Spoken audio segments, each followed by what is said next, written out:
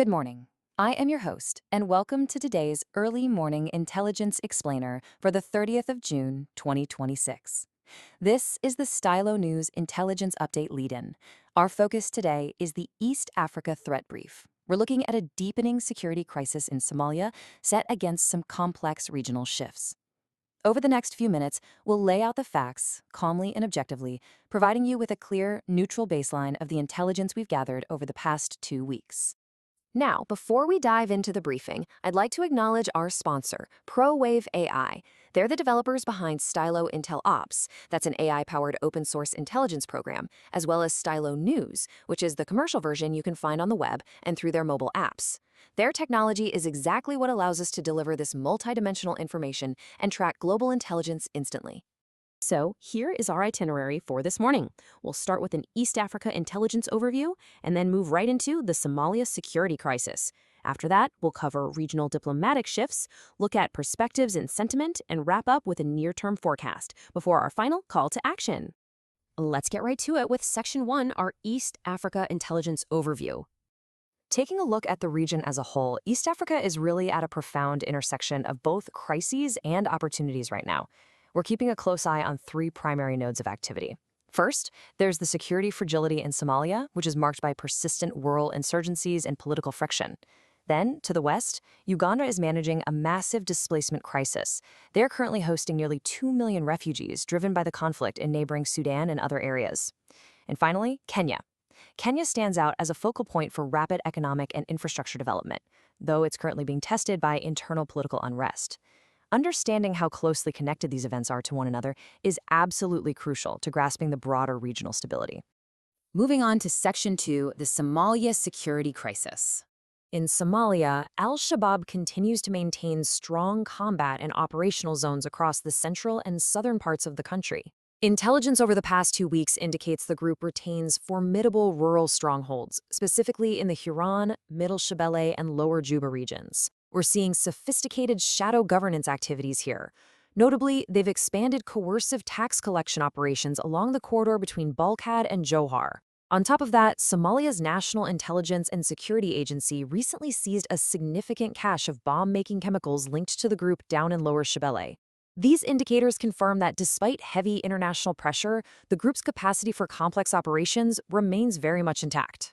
And that brings us to a highly significant metric in international security efforts, 69. The United States Africa Command, or AFRICOM, recently conducted its 69th airstrike in Somalia. This recent resumption of direct action operations specifically targeted Al-Shabaab infrastructure in the Lower Juba region, near Kismayo. That figure really underscores the continued reliance on external military intervention to manage the militant threat and protect international interests in the area. But of course, military action doesn't happen in a political vacuum. Right now, the Somali federal government is assessed as functional but fragile. Intelligence commentary suggests that leadership in Mogadishu is increasingly prioritizing political survival over the actual consolidation of territorial security.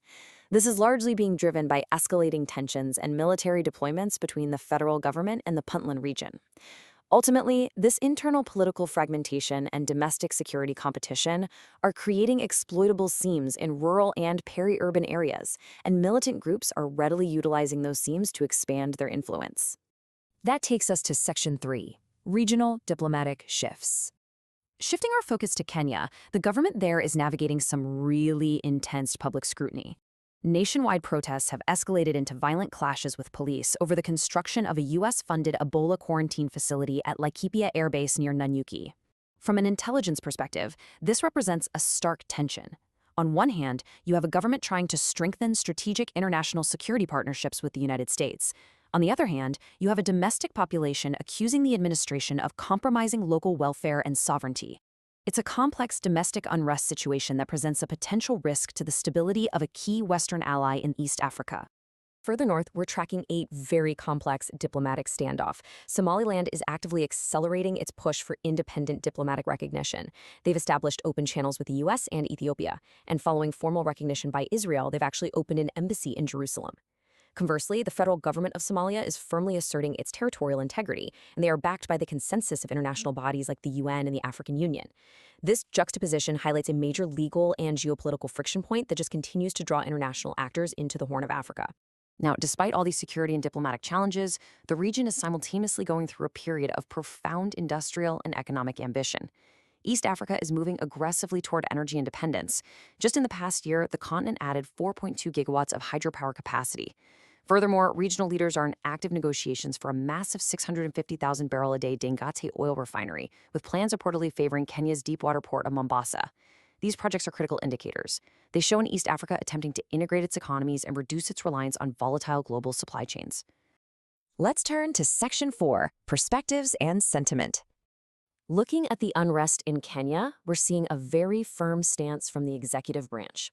Kenyan President William Ruto has publicly defended the U.S. Ebola facility, calling it a necessary measure for regional health security. This perspective clearly demonstrates the administration's commitment to long-term international health and security protocols. However, it stands in direct and currently quite volatile contrast to the widespread domestic opposition, which views the project as an external imposition.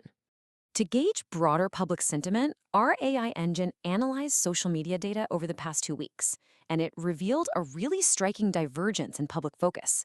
Discussions categorized under the Al-Shabaab hashtag are overwhelmingly negative, fixated heavily on terrorism, violence, and insecurity.